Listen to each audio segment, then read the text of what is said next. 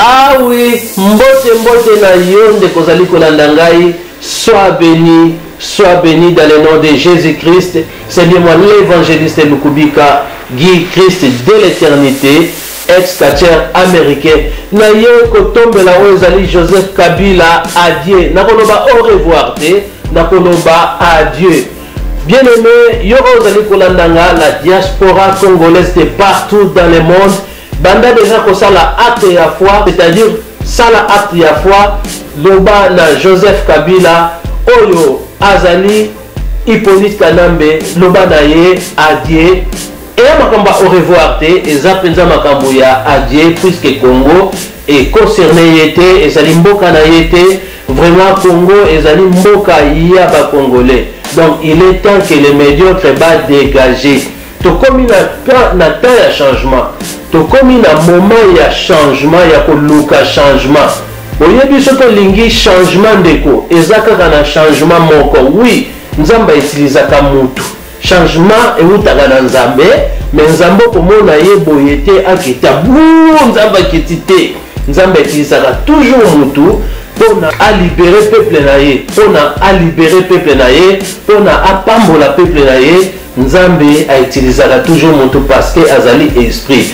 Et ce que lingi changement mutu oyo Nzambe a poni, mutu oyo ya peuple, mutu oyo Nzambe a bongisi tala yeyo. Ce qui vraiment au lingi changement, ce qui vraiment au lingi changement, au lingi changement, au lia 3 fois, 4 fois par jour. Congolais bandakolia 3 fois, 4 fois par jour. Bisi to oye bunga Sotras, CCZ, City Train, Transmark, bis nyoso moyen de transport réseau nga misala na Congo, c'est-à-dire sokolingi ozwa musala.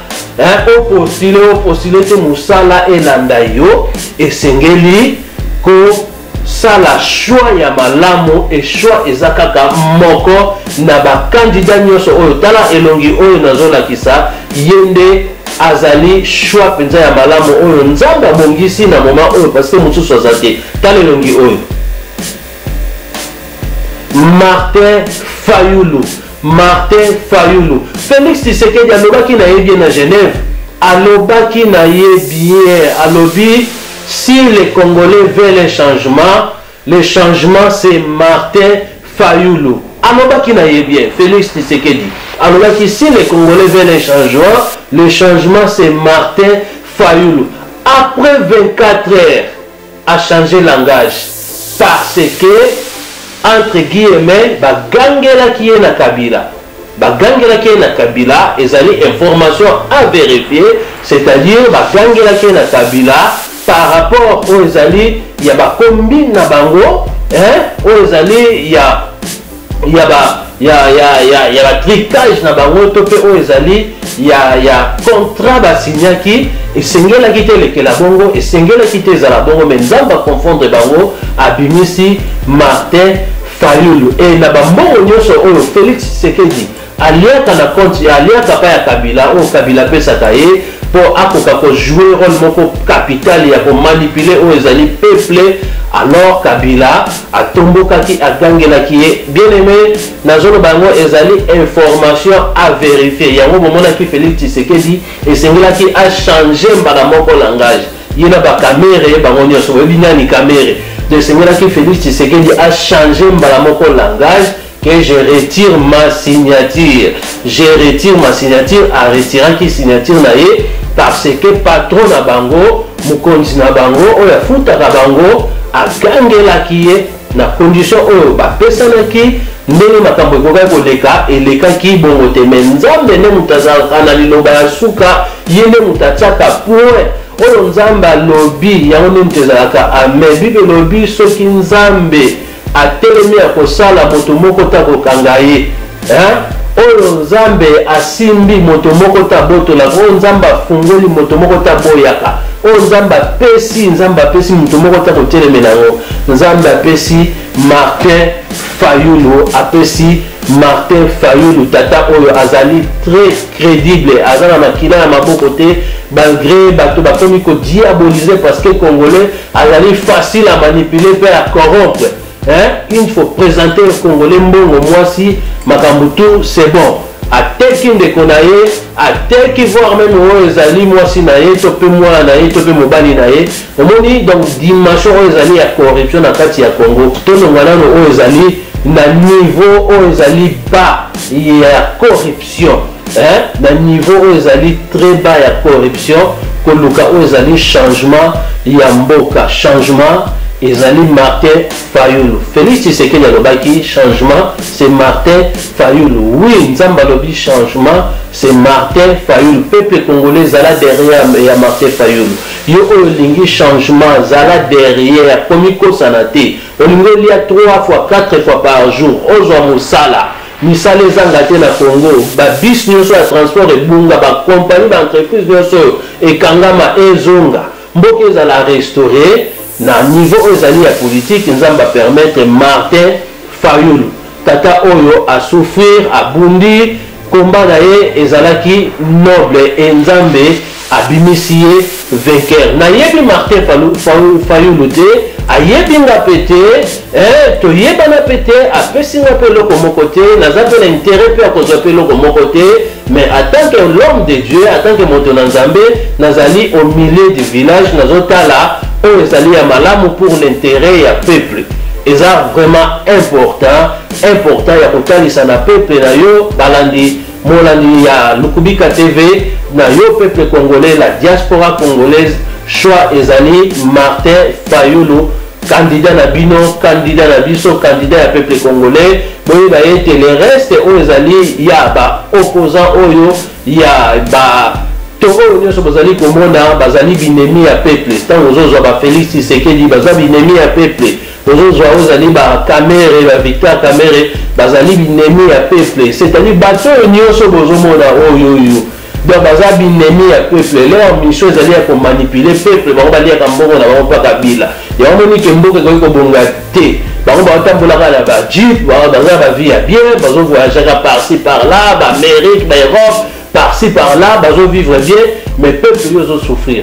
Ils ont mérité vivre vie moko ezali ya bien, ils ont un salaire ya bien, moi c'est zolata bien, bana bazolata bien, vraiment ils ont mérité ils ali li pamboli ya mboka na yo puisque nzamba lobi o dominer na mabele na yo. Koti kate moto mosusa dominer na mabele na yo.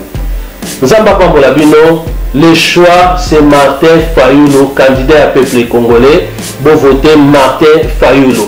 Namboka oyo ezali occupé vraiment possibilité na 99% d'élection ezala d'élection ezala c'est-à-dire Kabila zo jouer ba rôle moko boye bazo yena ba machine bazo luka ba kal bazo luka ba biscuit nini oyo ba kokangela oyo ezali peuple congolais mais vraiment ce qui nous va permettre d'élection oyo salama il faut qu'on veille de sorte que Martin Fayulu Yewana Nzambe a poni donc comme si quoi au rôle il y a peuple koyeba na ko veiller na déroulement aux ezali il y a ba élection machine à voler et singulité et ezala donc machine à voler machine ya dauphin machine ya nanga et qui participer parce qu'ils ont répondu non aux ezali na ba condition ya électorale na ba condition électorale il y a constitution ya RDC donc machine oyo ezana bit tout simplement ya ko voler élection ya ko yiba ko ba teke bokonzi e uti na nzambe bokonzi ya Kabila te bokonzi ya Kabila uti na nzambe te Bible le dit dans Zacharie 4:6 ce n'est ni par la force ni par la puissance, mais c'est par l'Esprit de Dieu. Ce n'est ni par la force ni par la puissance, mais c'est par l'Esprit de Dieu. Parce qu'il y a des gens qui ont pouvoir, la force, baptisé Minduki, baptisé la force, mais pouvoir. Et il y a des gens qui ont la puissance, qui ont la loge.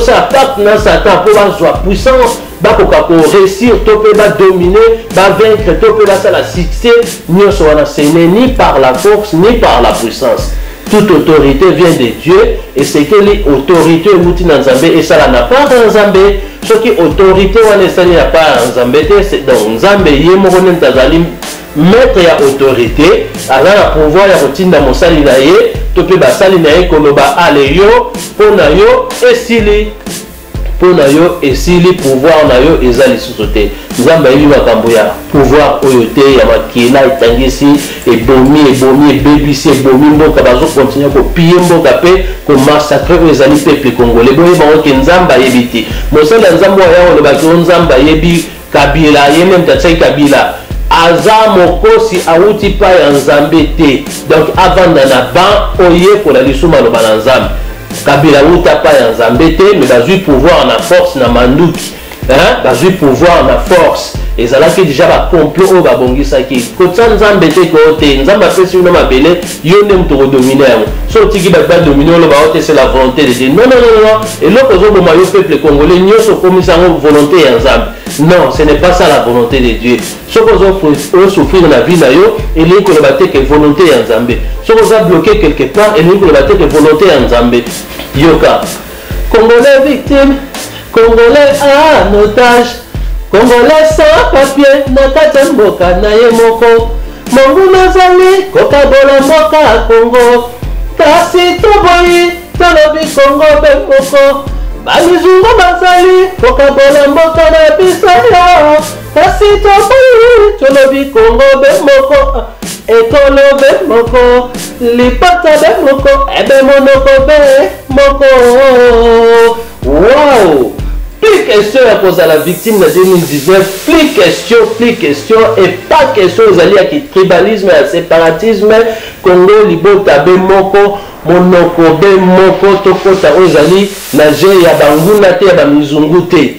Le choix c'est Martin Fayulu peuple congolais derrière Martin Fayulu bobo ça va candidat na mosusu baza ba Mbrière baza vraiment bien aimé à peuple. Le choix c'est Martin Fayulu. Ah oui, c'était bien l'évangéliste Lukubika, Guy Christ de l'éternité, ex-catcheur américain.